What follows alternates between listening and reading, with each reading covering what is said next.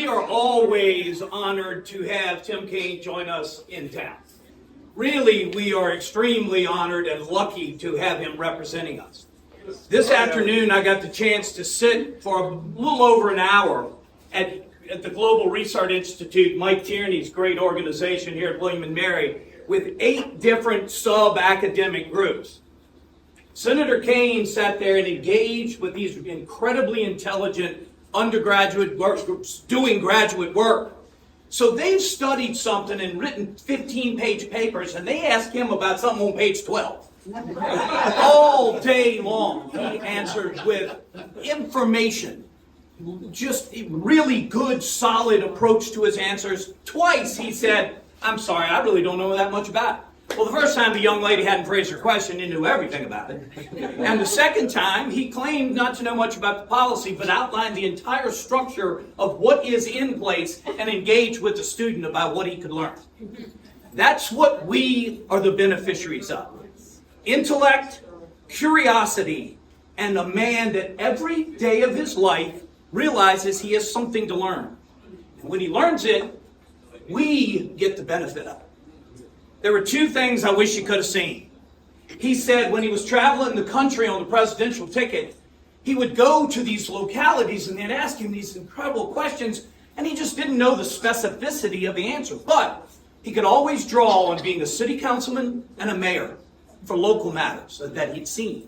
He could always draw on being a lieutenant governor and a governor for statewide issues in government that he had seen. He could draw on being a United States senator for statewide and national matters that he had seen. That is what we get the benefit of. Somebody with experience at every single level of government working for us. The second is a young lady said, "I'm a senior, sir. You spoke to us when we were freshmen. You told me how important it was to be fully versed in Spanish. And you said, one great thing about speaking Spanish is you can listen to people in their native language." She said, "That day, sir, I decided to carry through and be a double major in French. So I could listen to people in their native language." So there is yet another trait that we're the beneficiaries of.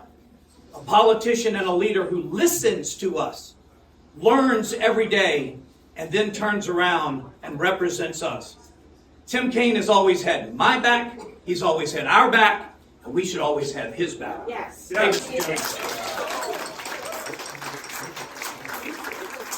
Wow, thank you, Lonnie.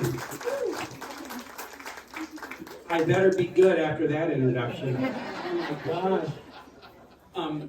To Jen, to Monty, to all these great electeds, and just to all of you, it's so nice to come into this room and see so many friends. We're starting to get back into doing events like this after 3 years of not doing so many. And we were on recess last week, and I did events all over the Commonwealth, and it's just good to be back in person. It really is. I have a special spot in my heart for y'all in Williamsburg, James City, New York, because, as you know, I was inaugurated here.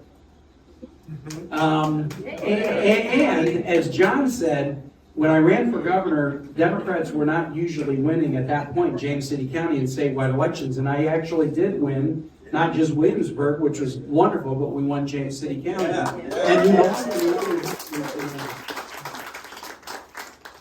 I was inaugurated in Williamsburg because there's some who've come here more recently.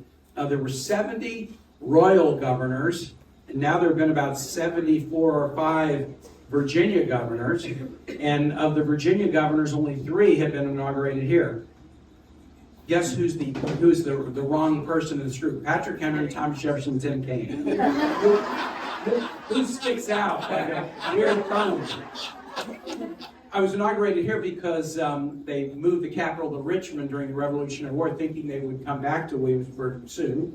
And, government doesn't necessarily meet all of its promises. They just stayed in Richmond for a few hundred years. But we were renovating the Capitol and in 2006. And so you couldn't do the inauguration on the Capitol steps. So we came back here. And the weather was even worse than it is today.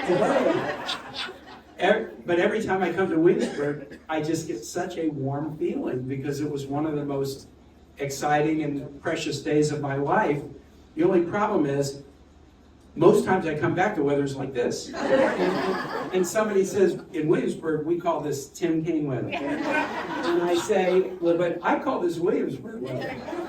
But it really is great to be back with you. And as Monty said, and Monty is just a fantastic leader. And boy, when the Democrats took both houses of the legislature, we hit warp speed. Voting rights, women's rights, environmental policy, minimum wage. This guy and their state legislative majority,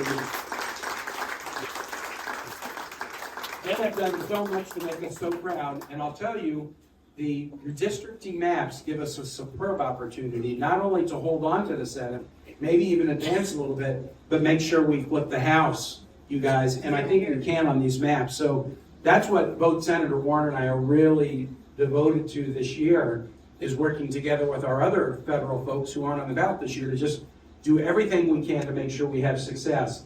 Success in the legislature, success in the county races. And so we'll do everything we can. Just a couple of things. So I recently announced that I am running for a third term in 2020.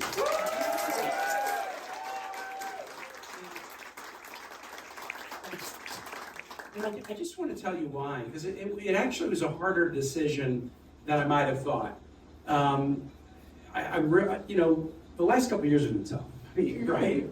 I mean, we all know people who've died. We all know people who've been sick. Most of us have had COVID. I've had mild COVID, but I'm dealing with some long COVID symptoms that are bizarre. They're not debilitating, but they're bizarre.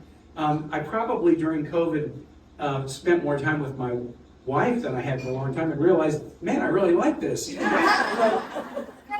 Yeah, and so trying to decide what to do, whether to re-up, because it's not for me a third term, it's really 30 years of local, state, federal. Do I want to extend it?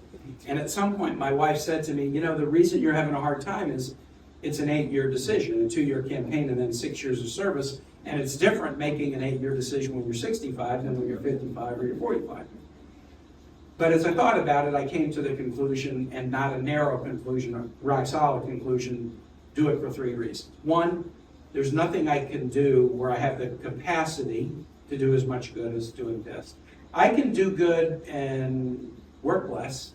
I could do good and spend more time with my wife. I could do good and maybe make more money, but there's nothing I could do where I could do more good. Not guaranteed.